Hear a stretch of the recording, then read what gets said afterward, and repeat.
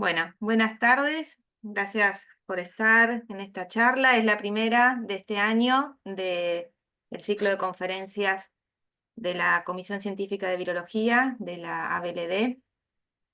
En esta primera charla tenemos el placer y el honor de tener con nosotros a Laura Novaro. Ella es del Departamento de Rabia y Enfermedades de Pequeños Animales en la Dirección General de Laboratorios y Control Técnico de SENASA. Y bueno, hoy nos va a hablar nada más y nada menos que de diagnóstico de rabia. Así que muchas gracias, Laura, por compartir esta charla con nosotros y bueno, el público es tuyo. Bueno, ante todo, gracias por haber invitado a este ciclo de conferencias de la Comisión Científica de Virología. Es un placer para mí poder estar un ratito con ustedes y hablar de una enfermedad que muchas veces es una enfermedad muy antigua, pero también vigente. Bueno, yo trabajo, como recién han comentado, en diagnóstico de rabia en el laboratorio, en la Coordinación de Virología del Laboratorio de SENASA, que está ubicado en Martínez. Bueno, ante todo nosotros tenemos que tener en cuenta ciertas misiones y funciones que tiene nuestro laboratorio. La Dirección General de Laboratorios y Control Técnicos, a la cual pertenezco, tienen una misión como objetivo de respaldar principalmente analíticamente las políticas, acciones y decisiones del organismo en su responsabilidad de controlar la calidad, inocuidad de alimentos, calidad de productos e insumos agropecuarios y salvaguardar la sanidad animal y vegetal protegiendo la salud pública. Nosotros estamos acreditados bajo la norma ISO 17025 y nuestro laboratorio dispone de instalaciones de un nivel de bioseguridad 2 y 4 según OMSA. Bueno, para hacer un poco la introducción, seguramente de la rabia todo el mundo habrá escuchado alguna vez, los que estudiamos la carrera y los que no, es una enfermedad muy conocida. Es una zoonosis provocado por un virus neurotrópico. Como dije antes, es una enfermedad muy antigua que afecta a los mamíferos, ya sean domésticos o salvajes, incluyendo al hombre. Se transmite principalmente a través de contactos con salivas infectadas por medios de mordeduras o arañazos. Esta enfermedad se encuentra ampliamente distribuida en el planeta y es responsable hoy en día de la muerte de aproximadamente 60.000 personas por año, siendo los casos registrados de esos 60.000 personas en promedio en Asia y en África. O sea, por eso que es una enfermedad que está vigente. No es antigua, sino que está vigente. Bueno, es una encefalitis que presenta una alta letalidad y su aparición en los casos humanos representa un síntoma de debilidad en el sistema de salud, ya que, como sabemos, se dispone en la actualidad de numerosas herramientas para controlarla, ya sea con planes de inmunización de personas, animales, conjuntamente con el diagnóstico de laboratorio. Bueno, acá tenemos simplemente un slide que nos muestra la ocurrencia de rabia humana en las Américas durante el periodo 2023 y 2024, de los cuales nos reporta la Organización Panamericana de la Salud los casos de 25 muertes, de los cuales 12 han sido transmitidas por perros y 13 casos por otros animales diferentes al canino. La fuente es panaftosa. Muy bien, para ello tenemos que hacer una introducción de este virus de la rabia. El virus de la rabia, por su taxonomía, pertenece al orden Mononega viral, familia Rhabdoviridae y género Lyssavirus. Como vemos acá, la familia Rhabdoviridae no solamente tiene al virus de la rabia, sino que también encontramos a los vesiculovirus, con el virus de la estomatitis vesicular, Lyssavirus y otros virus como la fiebre efímera del bovino en Australia. Los lisavirus, en donde se encuentra el virus de la rabia, tiene un montón de serotipos y genotipos. Acá hay muchos más genotipos de lo que marca este slide, hay como 7 u 8.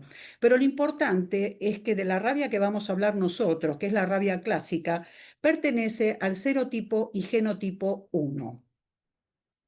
Acá estamos viendo la morfología del virus, de la rabia, tiene forma de bala, es un ARN virus, es envuelto, y estamos viendo ahí la estructura de glicoproteínas, tiene las glicoproteínas que son de superficies en forma de espículas, tiene una envoltura lipoproteica, por eso que es sensible a los detergentes, una proteína del matrix y la ribonucleoproteína que está en forma de, como que se encuentra enrollada dentro del virus. Acá tenemos las propiedades físico-químicas. Lo más importante, una de las características, acá tenemos un corte de lo que serían las estructuras virales. Vamos a ver que la glicoproteína, que es la que está en rojo, es la que sobresale de la membrana y es la responsable de la estructura antigénica del virus. Es decir, que los anticuerpos van a ir dirigidos, principalmente los neutralizantes, contra la glico del virus de la rabia. Después tenemos una proteína del matrix, que está en la cara interna de la membrana y actúa como una unión entre las espículas de la glico y la nucleocápside. Después está la proteína M en amarillo, la proteína L, que es una proteína transcriptasa, que es la responsable de las propiedades enzimáticas relacionadas con la transcripción. Y la nucleocápside, que está formado aproximadamente por un polipéptido de 450 aminoácidos con una estructura helicoidal, donde encontramos moléculas M1 y 2N, que se insertan como cuentas de collar, que era lo que veíamos en la figura anterior. Bueno, acá lo que ahora vamos a empezar a hablar ya un poquito más de lo que tiene que ver con los ciclos de la rabia. Los distintos genotipos que conforman los llamados ciclos de la rabia es cómo el virus de la rabia circula en los distintos ambientes a partir de sus huéspedes y sus reservorios. Y esto lo vamos a clasificar en función de los reservorios. Según las características de los reservorios, tenemos un ciclo terrestre adaptado, es un genotipo adaptado a los mamíferos terrestres, y un ciclo aéreo, que es un genotipo adaptado a los mamíferos aéreos. En función de la distribución geográfica de la enfermedad, vamos a tener un ciclo urbano y un ciclo rural o silvestre. El virus de la rabia tiene muchas variantes antigénicas y también están muy relacionados con el reservorio en el cual se encuentra. Por ejemplo, la variante 1 del virus de la rabia, su reservorio es el perro y el gato, cuyo ciclo es el terrestre urbano. La variante 2 ataca principalmente a animales o cánidos silvestres y lo vamos a encontrar con un ciclo terrestre rural. El ciclo 3 está representado por los murciélagos hematófagos en nuestro país, principalmente en el hemisferio sur, desde México hacia el sur. Tenemos al Desmodus rotundus, que es el famoso murciélago vampiro que le decimos, que comprende un ciclo aéreo rural. La variante 4 está representado por el murciélago insectívoro Tadarira brasilensis, representando un ciclo aéreo urbano, y el ciclo 6, murciélagos insectívoros Lasiulus cinereus, que es el ciclo aéreo rural u urbano, y otras variantes de insectívoros como Myotis, Septecicus o Histiotus, que representan los ciclos aéreos. Muy bien. Hay una característica bastante interesante que tiene el virus de la rabia, que algunos genotipos de este lisavirus, si bien tienen una determinada restricción de especies, en ciertas ocasiones pueden dar un fenómeno que lo que hacen es transmitirse a un huésped ocasional. Ese fenómeno se llama spillover, que lo vemos con bastante frecuencia. ¿Qué significa? Que es un genotipo que está adaptado a un reservorio de uno de los ciclos. Por ejemplo, acá lo tenemos al murciélago, un murciélago, por ejemplo, insectívoro, que tiene un reservorio con el ciclo aéreo y puede infectar a un individuo que pertenece a otro ciclo, a otra especie de otro ciclo. Es decir, este murciélago no solamente a otro murciélago, sino en este caso un gato, que lo llamaríamos ocasional, un huésped spillover en forma ocasional, un huésped ocasional. Muy bien. ¿Cuáles son los mecanismos de transmisión? Bueno, hay varios mecanismos de transmisión de la rabia. Por supuesto, el más importante es la mordedura. El virus de la rabia se transmite principalmente por saliva, también por vía aerógena, pero la forma de transmisión más común es por mordedura, lamedura, rajuño, predación, aerosoles y otros. Bueno, acá tenemos algunos ejemplos de la mordedura. Bueno, la típica mordedura de canino y felino.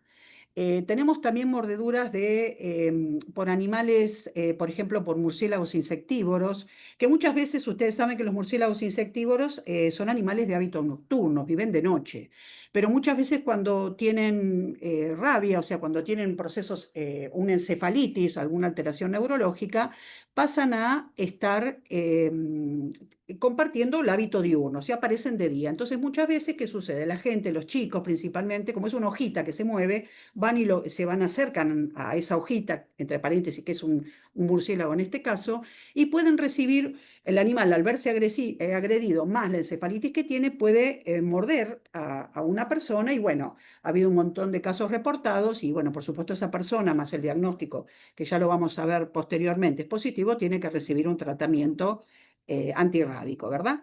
Otra de los casos que se dan es la mordedura principalmente por el Demodus rotundus, que es el vampiro. Ustedes ven ahí un animal, ese es un cerdo específicamente, donde tenemos a este murciélago que se alimenta, por supuesto, de sangre y produce la rabia pareciante, ¿no? Pero ¿qué sucede? Muchas veces ahí tenemos... En la otra fotografía vamos a ver una foto del pie de un ser humano con también una picadura, o sea, una mordedura de murciélago del Desmodus. El Desmodus normalmente tiene predilección por las especies, ataca determinadas especies, animales grandes, por ejemplo, principalmente los bovinos, equinos, cerdos, animales también silvestres. Pero ¿qué sucede cuando el animal se ve afectado porque hay un movimiento, digamos, en el hábitat del mismo, por ejemplo, construcción de represas, mueven, digamos, ese ganado es movido del lugar o el hábitat del murciélago, puede llegar a atacar al ser humano, que es lo que sucede en ese caso, la mordedura, principalmente en el pie, muchas veces atacan de noche, pues ellos viven de noche, y se relata que la mordedura suele ser indolora y bueno, y puede transmitir es una fuente de infección de rabia, obviamente, para el ser humano.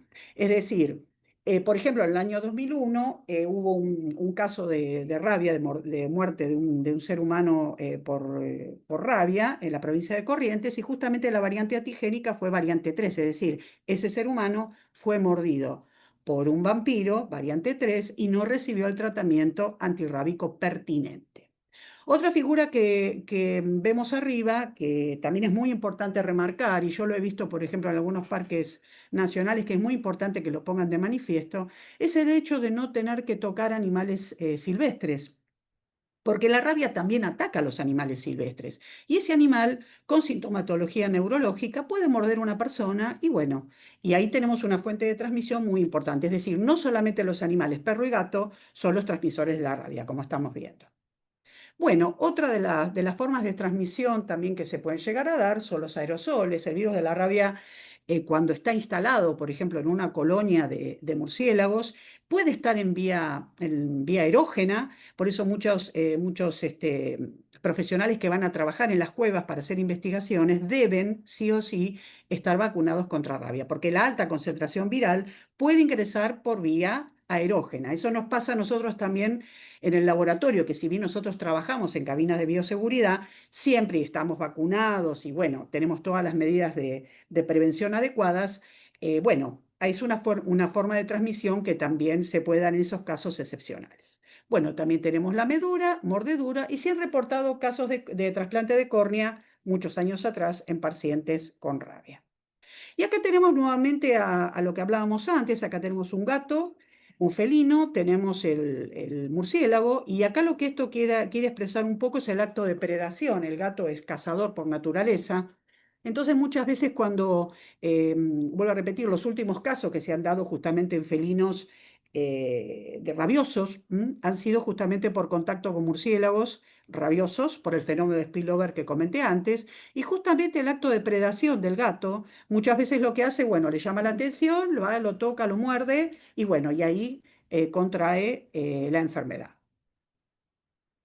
Bueno, con respecto a la patogénesis, bueno, obviamente esto intenta un poco recordar la forma en la cual entra el virus de la rabia al organismo. Recibimos un inóculo que puede ser obviamente en mayor o menor cantidad. el virus de la rabia permanece en el sitio de inoculación en los miocitos por un determinado tiempo, luego va nervios periféricos, ganglios espinales a la médula finalmente, sistema nervioso central, difunde de los nervios en forma centrífuga hacia las glándulas salivales, donde allí después transmite, por supuesto, por la mordedura, ¿no? También va a las suprarrenales, a la grasa parda. Muchas veces se encuentra virus de la rabia en los murciélagos y estaban bien alimentados, tienen grasa y ahí cuando uno hace diagnóstico puede encontrar el virus en este lugar. También va a otros lugares como el riñón, ovarios, testículos, papilas de la lengua y pared. Lo importante que es la presencia del virus de la rabia en saliva es del interés epidemiológico. ¿Por qué? Porque la mordedura es el principal medio de transmisión de la rabia. Muy bien. Bueno, acá la sintomatología que nosotros vamos a ver, sabemos que siempre, por supuesto, hay un prodromo con cambios de conductas del animal, que da vuelta, están con intranquilidad, se lame mucho el sitio donde fue de la mordedura, agitación, y en el perro se da de dos maneras, una forma furiosa y una forma muda. O sea, la furiosa, obviamente, comienza con un prodromo, con una excitación, agresión, muerde objetos, se puede agredir a sí mismo con salivación abundante, parálisis de los músculos de la deglución, se altera el ladrido y abandona la casa y recorre largas distancias mordiendo a otros perros, ¿no? O a personas, otros animales. Bueno, la otra forma de presentación es la muda, que esta es un poco más complicada porque muchas veces se confunde con otras enfermedades, por ejemplo, que el perro se puede haber tragado un hueso, entonces como produce parálisis de los músculos de la cabeza y cuello, muchas veces el dueño sospecha de, ay, se tragó un huesito, va, le toca la boca y bueno, y ahí justamente si es rabia, bueno, puede obviamente transmitir la enfermedad. Por supuesto, la fase terminal es convulsiones, parálisis de los músculos del tronco y extremidades y muerte. Muy bien, el gato, la sintomatología netamente furiosa. A grandes rasgos, son 2 a 4 días luego de la excitación, sobreviene la parálisis del tercio posterior. Bueno, la apareciante, que ya les digo que sí la tenemos nosotros en nuestro país, acá tenemos a bovinos afectados por la rabia apareciante y abajo lo estamos viendo al de modus rotundus, tiene un periodo de incubación variable de 25 a 150 días, si la sintomatología es de tipo paralítica, por supuesto también son animales que se alejan del grupo, con pupilas dilatadas, somnolencia, depresión, pero principalmente cursa con alteraciones de los miembros posteriores, muchas veces lo que hacen como una especie de pedaleo, que es bastante característico cuando llegan las muestras. Nosotros tenemos un protocolo que llenan obviamente los veterinarios que nos envían las muestras a diagnóstico y nos informan muchas veces del pedaleo del animal. A veces tienen, también nos cuentan que son animales que han recibido, han visto murciélagos o mordeduras de los animales en el cuero, ¿no? Pero a medida que lo importante es que a medida que la enfermedad avanza va a haber una incoordinación con contracciones tónico-clónicas, que es lo que se ve en la figura, de los músculos del cuello, tronco y extremidades. Por supuesto, el animal no puede deglutir ni rumiar, hay baba desde ya, y bueno, obviamente el animal muere, ¿no? Parálisis del tercio posterior y muerte. Muy bien. Acá tenemos la misma sintomatología parecida, por ejemplo, en el equino, en el ovino y en el caprino, muy parecido al bovino. El porcino a veces se da una sintomatología nerviosa. Los silvestres, furiosa. Y acá lo que les contaba antes de los murciélagos que pueden estar, digamos, tirados en la calle, que es un animal de hábito nocturno, aparece de día. Bueno, a ese animal hay que tener mucho cuidado y no tocarlo y, bueno, enviarlo al laboratorio, por supuesto, para el diagnóstico. Bueno, muy bien. Acá lo que les voy a contar es, nosotros hicimos un trabajo el año pasado con otros organismos, con facultades, con un grupo de trabajo en una revista internacional, del primer reporte de rabia paralítica en tapires. Eso lo hicimos en el año 2024, recibimos la muestra, una muestra de un tapir hembra de 12 años de edad, y la procedencia de este animal fue de una reserva en Formosa, de Guaycolec. Ahí lo que intenta, digamos, había habido otros reportes, existieron otros reportes en tapires, principalmente en Brasil, pero nuestro país es el primer, digamos, el primer reporte que nosotros lo documentamos y lo publicamos en este lugar. Lo que intenta mostrar este mapa es la zona de color violeta, que es el hábitat en donde habita obviamente el tapir, y el punto rojo es la reserva donde se hizo el hallazgo, ¿verdad? Bueno, muy bien. Acá lo que les contaba yo, un poquito en animales silvestres, el trabajo fue un trabajo muy interesante, interdisciplinario, con muchas fotografías, pero yo les quise acercar esta fotografía para que ustedes vean la sintomatología que les decía con opistótono. Fíjense cómo están los miembros posteriores, el pedaleo que ha tenido este tapir. Si ustedes ven alrededor la tierra, como se nota que la tierra, se nota que el animal ha movido sus miembros posteriores. Y bueno, esa fue la sintomatología, el animal luego murió y bueno, nos mandaron a nuestro laboratorio el cerebro de este animal sospechoso. Bueno, muy bien, nosotros le hicimos el diagnóstico de rabia, ahora después vamos a ver paso por paso cómo se hace, por supuesto el diagnóstico fue positivo por inmunofluorescencia directa. Nosotros también hicimos puntualmente el diagnóstico en este ejemplar, también por inmunofluorescencia, pero aislamiento viral en células BHK 21, ahí ven la fluorescencia, esa fue la muestra como se veía, todos los foquitos de color verde fluorescente, es que es positivo obviamente a rabia. Se hizo también análisis por la técnica de PCR y se hizo un árbol. En nuestro laboratorio disponemos ahora de un servicio también de secuenciación. Entonces se hizo un árbol finogenético donde se utilizó una secuencia del virus de la rabia de 320 pares de bases. Y si ustedes, es un árbol, es bastante, o sea, yo no soy especialista en esto, pero lo que les quiero remarcar nada más es en el árbol, como va segregando, digamos, variante 3 y variante 2.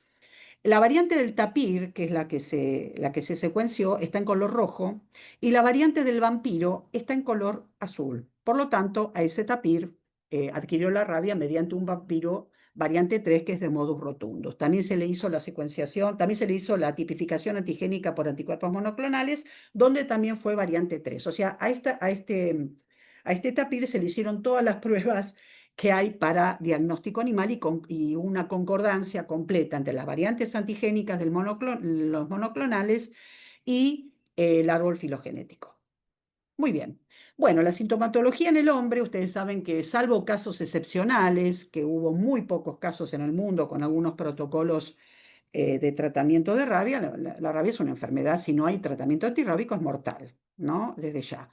Bueno, el periodo de incubación, por supuesto, varía mucho según el punto de inoculación, la dosis y demás, el lugar de la mordedura, la gravedad de la laceración, pero a grandes rasgos los síntomas en un principio son bastante inespecíficos, ¿no? Es decir, si no tenemos el reporte de que esa persona tuvo, digamos, un encuentro, una mordedura o algún evento donde pudo haber estado el contagio con el virus de la rabia, es inespecífico. Lo que sí es característico es el dolor en el sitio de la herida. Luego, una vez que continúa, digamos, el avance viral y no hay tratamiento antirrábico, por supuesto viene la fase siguiente, que es excitación, hiperestesia, sensibilidad a la luz, al sonido, se dilatan las pupilas y aumenta la salivación. A medida que va pasando los síntomas, una de las causas que yo diría que es, bueno, medio como, no sé si patognomónica, pero característica, es los espasmos de los músculos de la deglución, donde la bebida es rechazada violentamente por contracciones musculares con la famosa hidrofobia, ¿no? Que siempre se dice rabia o hidrofobia como sinónimo. Bueno, porque evidentemente la persona no puede deglutir. Y la fase final, por supuesto, son espasmos de los músculos respiratorios, convulsiones y muerte. Y esto les quiero contar, nosotros hemos recibido, trabajamos, nosotros en el laboratorio eh, trabajamos con el Laboratorio de México, que es un laboratorio nacional de referencia, y hacemos pruebas de interlaboratorio con ellos. Y tenemos una fluida comunicación a nivel de documentación y a nivel de últimos trabajos. Entonces nos han traído, nos han aportado en el último reporte de ellos, nos han contado acerca de este caso, que fue hace muy poquito, en agosto del 2025, y nos mencionaban cómo abordó la prensa un caso de rabia. Dice, México muere hombre por rabia bovina tras mordedura de una vaca en Jalisco. ¿Cómo lo toma? Eso lo tomó un periódico. Acá vemos una página de internet. Señor mordido por una vaca con rabia. ¿Y cómo lo trató la Secretaría de Salud de Colima, en México, no? Información importante, Salud Colima confirmó caso y atendió a persona contagiada por rabia en Jalisco. Eso es la prensa. Muy bien. ¿Qué sucedió? ¿Dónde queda Jalisco y dónde ocurrió este caso?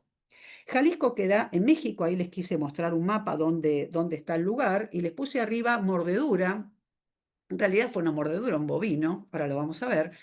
Y arriba puse también una camilla con el paciente por supuesto falleció, en lo que sería Colima, que es el lugar donde fue atendido el paciente con rabia.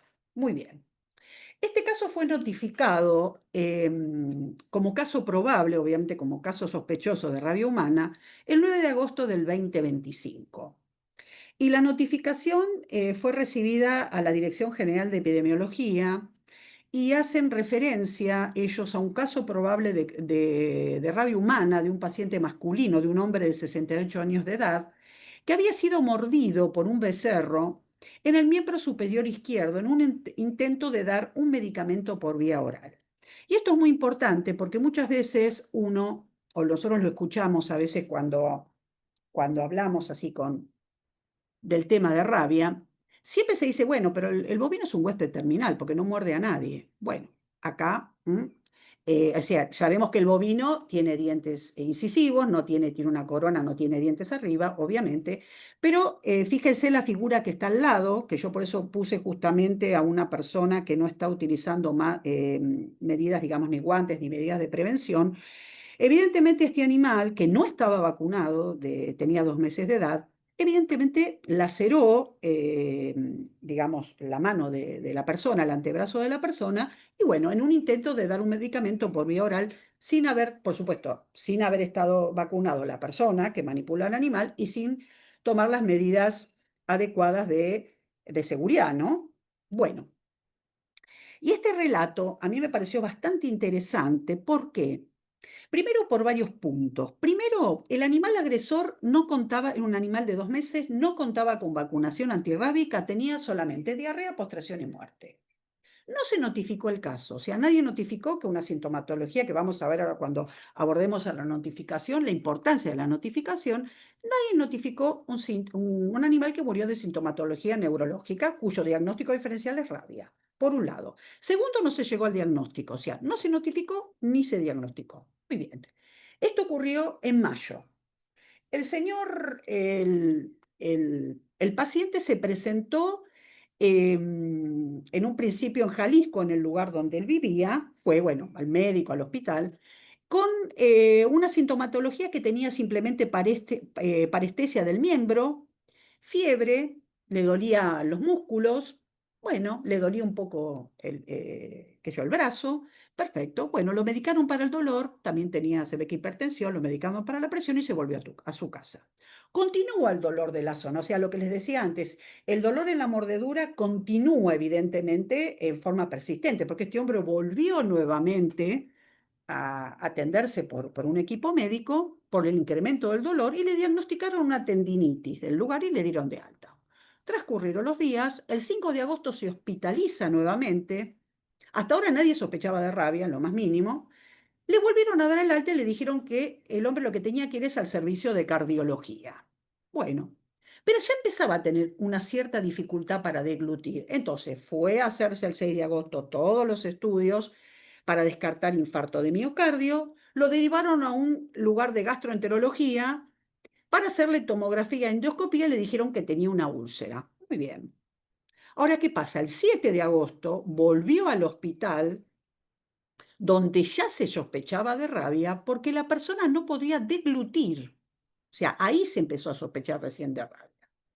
Mediante la anamnesis en ese momento se constató que sí el hombre había tenido contacto con un becerro, o sea, con un ternero, que se había muerto, que no sabían si era rabia en forma exacta, hacía 2 meses y medio.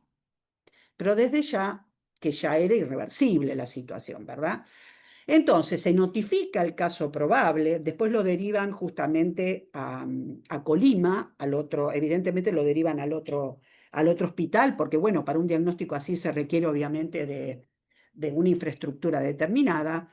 Y se le hace, como lo dicen aquí, se le hace junto con la coordinación de la vigilancia epidemiológica y del programa de zoonosis, ahí reciben la notificación y se realiza pasa a ser un paciente sospechoso, bueno, evidentemente ya para la confirmación, con improntas, lo que se hace en humano, se hace, por supuesto, antemortem diagnóstico y postmortem, ¿no? El antemortem normalmente suele ser, se hace una impronta de córnea, líquido cefalorraquídeo, se hace una biopsia del cuero cabelludo, un hisopado sublingual y suero sanguíneo. Y se envía la muestra a el diagnóstico de referencia epidemiológica, el INDRE, en México.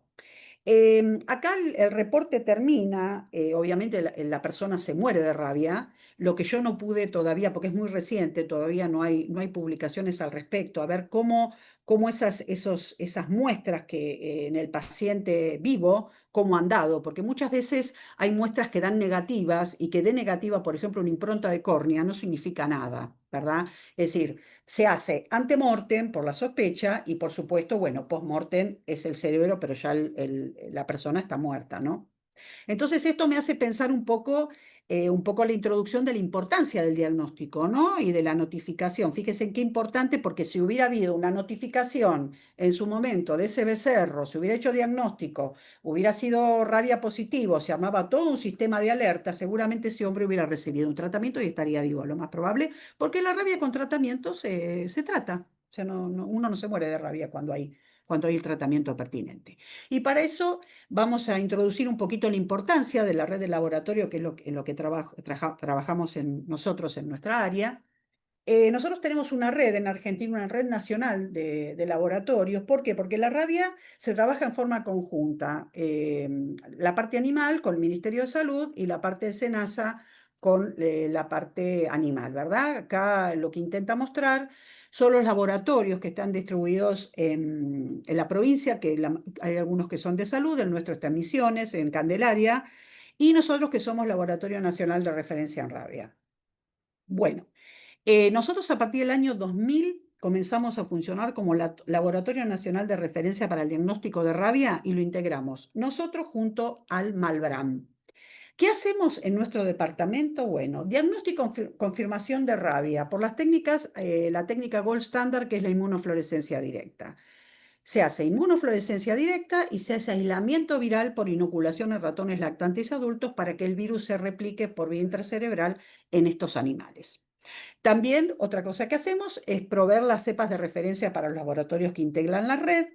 Realizamos la caracterización antigénica del virus de la rabia mediante un uso de un panel que nos dio el CDC, un panel reducido, ya que el completo es de 20 monoclonales, nosotros utilizamos 8. Confirmamos el diagnóstico por PCR y secuencia viral. Somos un banco de muestras de rabia. Hacemos control de anticuerpos antirrábicos y capacitamos y entrenamos a otras personas que formen parte de la red.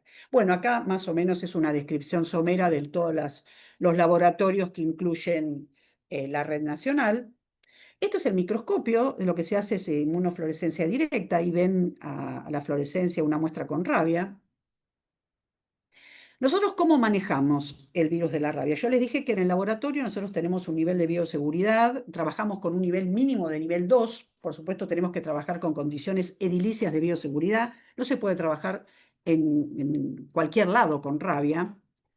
Para los que no conocen o no lo conocen, eso es una cabina de seguridad biológica clase 2A, en donde allí nosotros trabajamos dentro de la cabina junto con, obviamente, todas las medidas pertinentes, como ven al costado, bueno, camisolín, barbijo, todos los elementos de protección personal. Nosotros recibimos, por supuesto, estamos vacunados contra la rabia, pero acá hay una cosa muy importante que muchas veces nos preguntan. ¿Nos vacunamos todos los años? No es necesario vacunarse todos los años. Es decir, uno se vacuna hacia el plan preexposición o el plan para poder, en este caso, en el caso nuestro, antes de que ingrese una persona a trabajar con rabia, va a recibir el plan adecuado de vacunas antirrábicas, pero lo importante es la titulación. La titulación es la medición de los anticuerpos protectores. Nosotros hacemos pruebas para ello y los que trabajamos en laboratorio nos tenemos que titular cada 6 meses y depende lo que dé el valor del título protector, nos vacunamos o no. Es decir, si nuestro valor de protección es mayor de 0,5 unidades internacionales por mililitro, no nos vacunamos. Continuamos, por supuesto, atendiendo, como siempre, a todas las medidas de equipos de protección personal. Las medidas se tienen siempre, no por estar vacunados, no. Esto siempre es una condición que se trabaja en bioseguridad. Muy bien. Bueno, para toda la toma de muestras, por supuesto, imagínense, para sacar un cerebro qué sé yo, una cosa es sacarlo en un murciélago, es pequeño, otra cosa es sacarlo en un bovino, que tiene más un animal adulto. Por supuesto, se requieren de un montón de utensilios diversos, desde martillo, bisturí, sierras, tijeras. Por supuesto, de esto se desprende que toda persona encargada de manipular una muestra de extracción, diagnóstico desde luego, pero extracción, tiene que estar vacunada y titulada. Eso desde ya. La persona que en el campo tiene que ir a sacar el cerebro, porque no queda otra opción, de un animal caído que murió sospechoso de rabia, tiene que trabajar con, digamos, con los elementos de protección personal y estar vacunado y titulado, porque vos puedes estar vacunado, pero no estar titulado. O sea, es importante el nivel de protección que uno tiene. Y por supuesto, cuando uno tiene que sacar más de una muestra, ya sea en el lugar de extracción o cuando se trabaja con muestras así, siempre se trabaja con elementos diferentes para no producir contaminación cruzada. Bueno, acá tenemos las muestras que recibimos nosotros. Nosotros recibimos cerebros enteros, recibimos, por ejemplo, murciélagos también. Ahí lo que ven es un vial, porque nosotros muchas veces lo que recibimos de los laboratorios de la red son las muestras positivas para la caracterización antigénica. Entonces, a veces recibimos los Eppendorf con la muestra. Eso lo volvemos a pasar en ratones y ahí hacemos la tipificación antigénica. Y bueno, las muestras recibidas recibimos de todo este tipo del espectro que les cuento de estos tipos de animales. Esto es un punto muy importante. En todo el laboratorio nosotros lo repetimos. ¿Cómo se envían las muestras? Es fundamental, porque el diagnóstico, siempre un buen diagnóstico parte de una buena muestra. Es fundamental. Hay que enviarla lo más rápido posible, hasta 48 horas refrigerada. No se utilizan recipientes de vidrio, se utiliza el famoso triple envase, como lo ven aquí, donde la muestra está primero en un envase primario o secundario, bien rotulada, enviada con todos los datos, con el logo de bioseguridad, y no usar formol, porque a nosotros no nos sirve el formol. Entonces, rotular bien con el riesgo biológico y poner bien claramente. Acá se envía una muestra como corresponde. Nosotros después esa muestra a su vez la envían en una caja de telgopor con refrigerantes. Ahí tienen el logo, cómo se tienen que enviar. Hay cajas que están destinadas para tal fin, para el envío de muestras. Y acá tenemos algunas fotos que fueron cedidas gentilmente por otros laboratorios que trabajan con nosotros de la red. ¿Cómo no hay que enviar una muestra? Se reciben muestras así, por supuesto, inmediatamente se llama y se dice que así las cosas no son.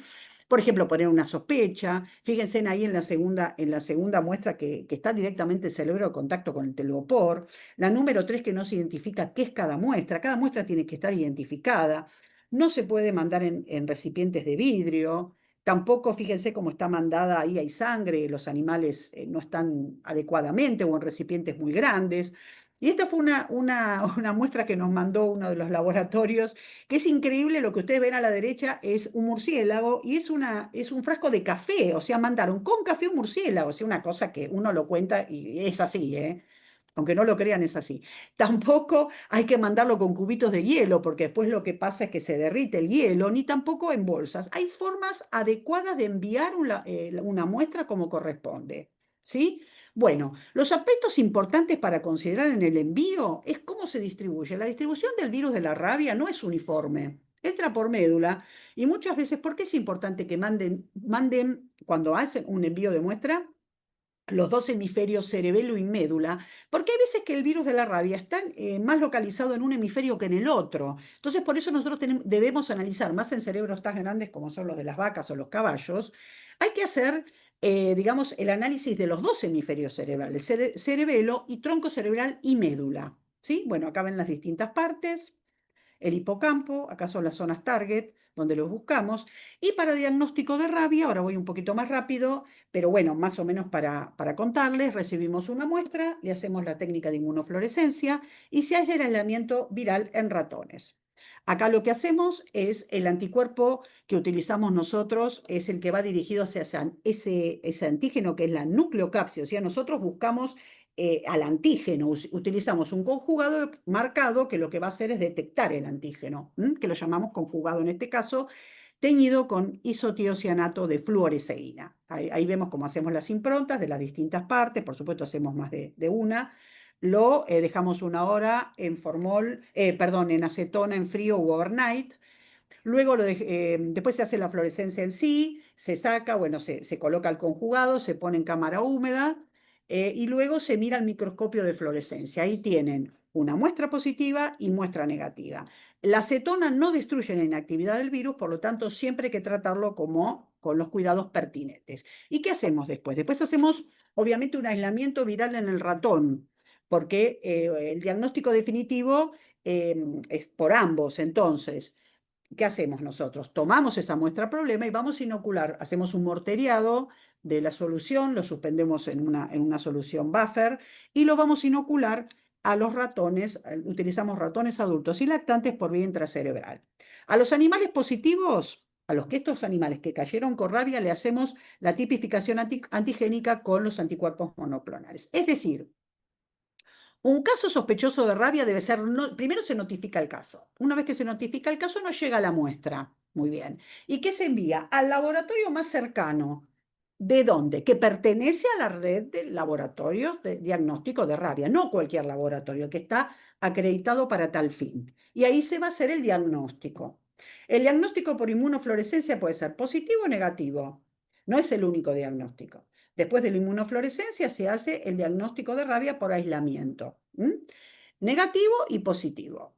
Normalmente ahora lo vamos a ver, acá está el otro más o menos como está esbozado, el envío de muestras. La muestra positiva a rabia, luego del aislamiento, le hacemos nosotros la tipificación por el panel reducido de 8 anticuerpos monoclonales, que nos va a dar un patrón con una variante antigénica, y si no da variante antigénica, lo mandamos a secuenciar. La muestra negativa de rabia, por ejemplo, los bovinos negativos a rabia, se mandan para diagnosticar en BCE, diagnóstico de BCE.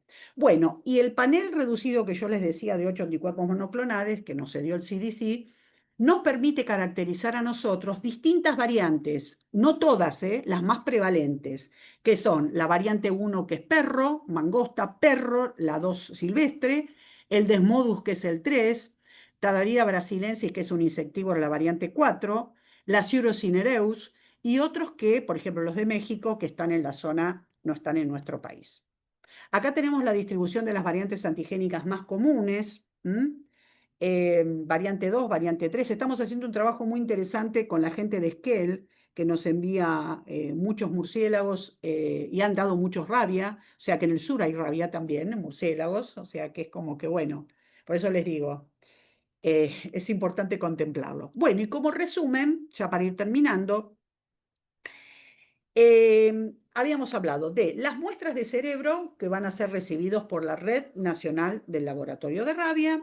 Se va a avisar toda sospecha, ya sea al Ministerio de Salud y a SENASA, y los resultados, obviamente, una vez elaborados, una vez que ya el diagnóstico fue caso positivo o negativo, SENASA principalmente tiene más injerencia en todo lo que tienen que ser animales de producción y murciélagos hematófagos, donde realiza la carga en un sistema de notificaciones, y el Ministerio de Salud, rabia urbana y en murciélagos no hematófagos. O sea, nosotros trabajamos, como yo digo, en forma conjunta. Luego, esas cargas de los sistemas, eso se sube a un sistema que se llama Sirvera y se ambos ministerios cargan en este sistema de Sirvera. Bueno, la importancia de la notificación, bueno, fíjense que esta ley, que es la 15.465, es una ley del año 1960, que declara ya la obligatoriedad en todo el territorio de la República de la Nación, ¿no?, de notificar los casos de enfermedades infecciosas, ¿sí? Y la rabia se notifica caso por caso. Por supuesto, no lo voy a desglosar todo, pero los puntos más importantes es que están obligados a notificar el médico que asista al enfermo portador y que hubiera practicado su reconocimiento, él o en su cadáver, el médico veterinario, cuando se traten los mismos supuestos de animales, laboratorista o anatomopatólogo que haya realizado exámenes que comprueben o permita sospechar la enfermedad. Y acá les quiero dejar un manual de procedimiento, que es el manual de SENASA, que principalmente habla de todo lo que tiene que ver con la rabia apareciente, que por supuesto la notificación es obligatoria desde ya. O sea, un veterinario privado, del Estado, o sea, cualquiera puede notificar el caso, ¿verdad? Para dar inicio a las acciones oficiales que van a estar a cargo de la oficina local del lugar donde se encuentre el caso, ¿verdad? Eso se va a enviar la muestra sospechosa al laboratorio más cercano que pertenece a la red nacional.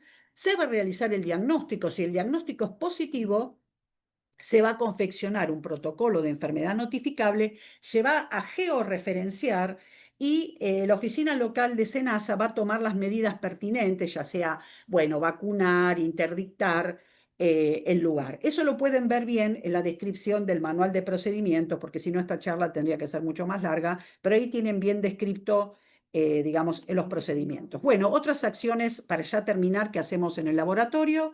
Ya les conté diagnóstico, caracterización de anticuerpos. Nosotros hacemos controles de vacunas antirrábicas, le hacemos control de potencia. Las vacunas antirrábicas que se utilizan en nuestro país, nosotros medimos inocuidad y potencia, hacemos la revisión del protocolo del elaborador y seguridad general, titulamos anticuerpos antirrábicos y realizamos otras funciones como lecturas de expedientes, auditoría de laboratorios y capacitación.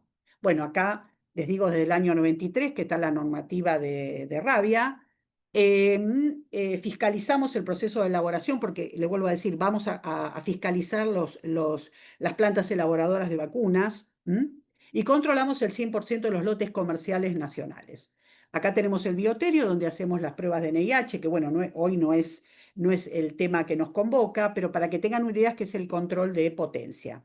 Bueno, y el 28 de septiembre es el Día Mundial contra la Rabia, fue hace poquito, así que bueno, todos luchando contra esta enfermedad. Bueno, muchas gracias. Yo les voy a dejar mi mail y el mail. Nosotros en el departamento somos 3 profesionales y un técnico.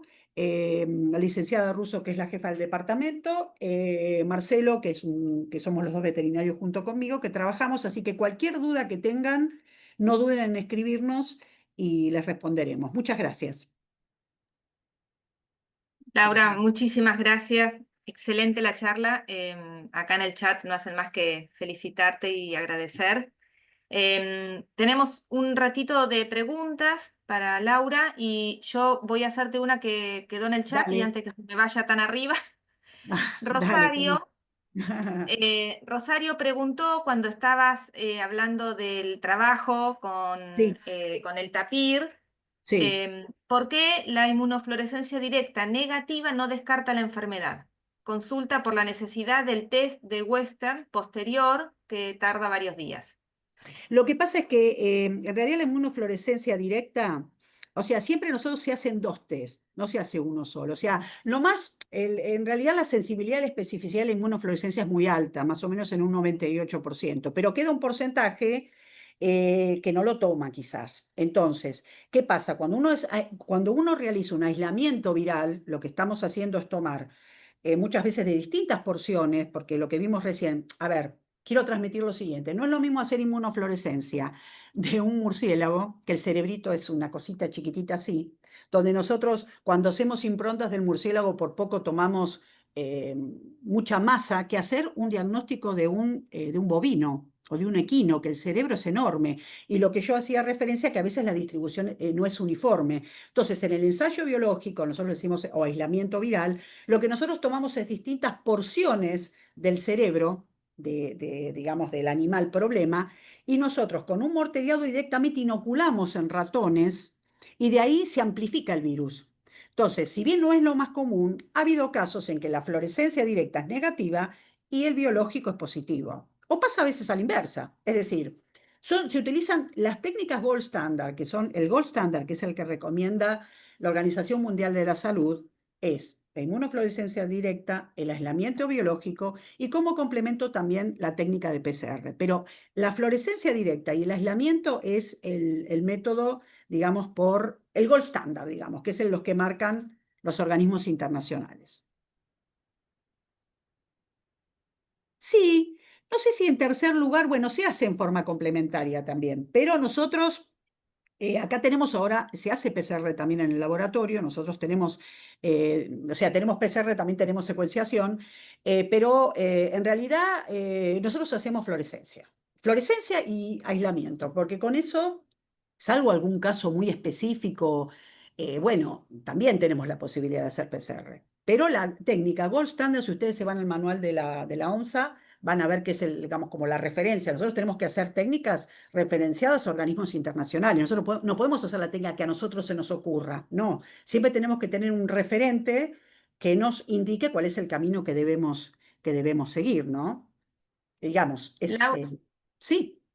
sí, Ah, no, Laura, perdón. me surgió ahora la duda, quería hablar Gaby también, ahora te digo. En- Perdón. y una de las dos técnicas gold standard da positiva, o sea, da una positiva y otra negativa, ¿se continúa igual? Es ¿Se desempata positivo, con otra? ¿Es positivo? es Ok, positivo. Si el, ok, digamos, si la fluorescencia fue positiva, el diagnóstico es positivo.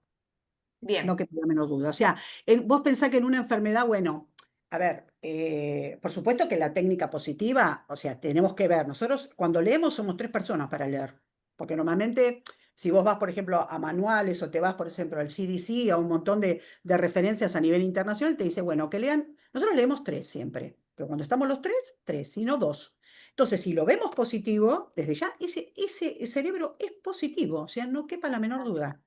Aparte bien. piensen que muchas veces, a ver, hay personas mordidas, o sea, es una cosa de mucha responsabilidad, ¿no? No, claro, Por eso destacamos también la importancia, o hacemos hincapié, quizás los laboratoristas, del envío de la muestra, porque también la calidad de lo que nosotros procesemos va a depender mucho de las muestras que recibimos, ¿verdad?